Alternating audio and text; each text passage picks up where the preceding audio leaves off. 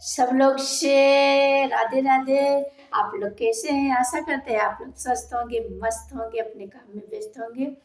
तो आज हम बताने वाले हैं कि ये शरद पूर्णिमा के दूसरे दिन कौन सा पावन पर्व लगेगा, इतना सुहावन कार्तिक मास लगेगा।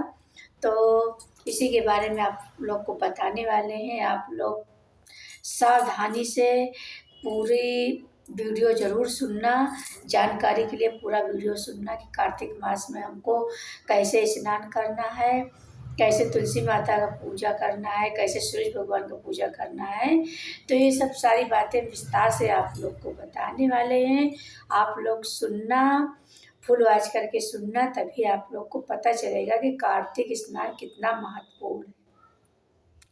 कार्तिक स्नान बहुत ही महत्वपूर्ण आप लोगों को जानकारी देने वाली हूँ। तो आप लोग प्लीज़, आप लोग सब लोग इकट्ठा हो जाइए और हम सुनाने जा रहे हैं। तो ये शरद पूर्णिमा के दूसरे दिन कार्तिक स्नान शुरू हो जाता है। यानी कि शरद पूर्णिमा के ही दिन से शुरू हो जाता है और दूसरे दिन से कार्तिक स्नान हमको किस तरह करना चाहिए। सुबह सुबह करीब 5 बजे हमको स्नान हर हाल में कर लेना चाहिए। 6 साढ़े 5, 5 साढ़े 5, 6 से ज़्यादा कभी ना हो। तो हमको कैसे स्नान करना चाहिए? हमको गरम गरम जो जल है उसको गरम पानी करके कभी स्नान नहीं करना।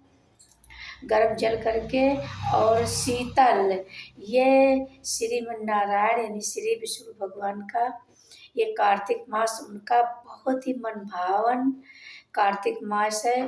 तो ये आपको क्या करना है कि सुबह उठ के और आपको स्नान करना है। स्नान ये भोर यानी सूर्य उदय से पहले हमको तुलसी माता में जल चढ़ा देना चाहिए। तो फिर मतलब ऐसा नहीं है कि पहले सूरज भगवान को जल देना चाहिए। तो आपको 5 बजे उठ के नहा के और नहाने के बाद आप ऐसा जहाँ नहाएं गंगा जल रख लें पहले से, और नहाने के बाद आप अपने ऊपर गंगा जल छिड़क लें। और गर्म पानी से बिल्कुल स्नान नहीं करना। जहाँ तक अगर हो सके तो आपको खुले में स्नान करना है। खुले में जैसे खुला रहे, ऊपर से छत ना रहे, तो जहाँ तक हो सके। और जिसकी जैसे सुविधा है, तालाब में भी, नदी तालाब इस तरह आप लोग, और जिसके पास में गंगा जी हैं तो आप लोग भोर में स्नान कर सकते हैं। सूर्योदय से पहले आप लोग स्नान 5 बजे उठ के कर सकते हैं।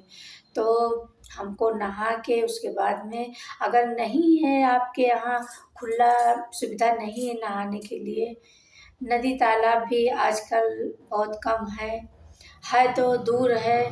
तो अगर आप असुविधा है, नहीं है सुविधा, तो आप घर में नहा सकते हैं, कोई दिक्कत नहीं है।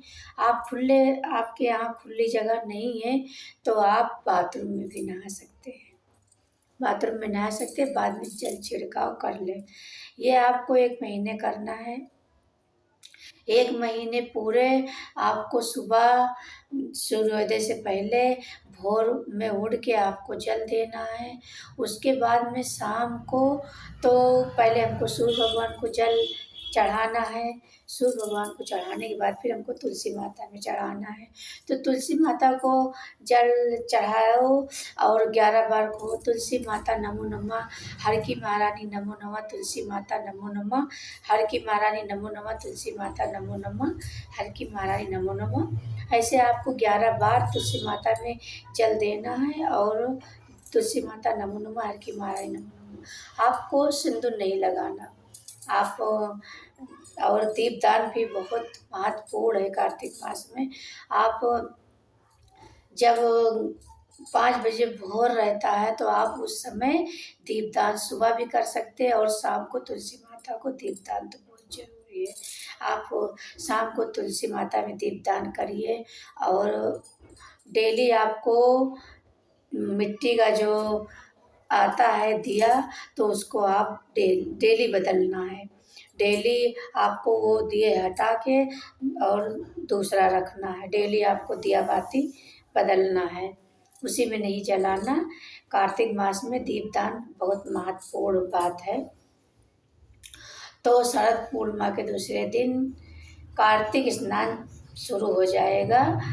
ये 1 महीने तक जो भक्त 1 महीना कार्तिक स्नान करेंगे, तुलसी माता श्री भगवान नारायण का पूजन कार्तिक स्नान। और ये कब से शुरू होगा? 18 अक्टूबर से 15 नवंबर तक चलेगा। नहीं, 18 अक्टूबर से शुरू होगा तो 15 नवंबर तक रहेगा। 15 नवंबर को इसका पूजन होगा विधि विधान से तुलसी माता का। तो आपको स्नान करना है सुबह उठ के, उसके बाद में सूर्य भगवान को जल देना है, फिर तुलसी माता को सूर्याय नमो नमः सूर्याय नमो नमः 11 बार, और आपको सिंदूर नहीं लगाना। उसके बाद में फिर आप आएँ तो आप ये ना सोचो कि चलो हम जल चढ़ा दें और उसके बाद में नहा ले, जल चढ़ा उसके बाद में सो जाए। नहीं, सोना नहीं चाहिए, आपको सोना बिल्कुल नहीं चाहिए। ये कार्तिक स्नान तो सभी करते हैं, कार्तिक स्नान सब करते हैं, लेकिन ऐसे नहीं करना चाहिए कि जब मर्जी उठो तब कर लो। ऐसे कभी मत करना, आपको भोर में करना है। और जो लोग व्रत रखना चाहते हैं कार्तिक में, जैसे तो आप लोग को फलाहार व्रत रखना है। अगर आप लोग से हो सके तो व्रत रखें, क्योंकि 1 महीने का बात है। यहाँ 2-4 दिन में तो आफत आ जाती है, तो 1 महीने की बात है। आपका स्वास्थ्य बिगड़ सकता है। बहुत सारी घर में बहुत लोग के यहाँ सारी सुविधाएं नहीं होती, और जो रखना चाहता है तो वो व्रत रहे।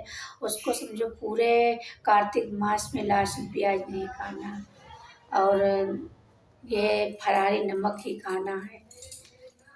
तो आप इस तरह का ध्यान जरूर रखें।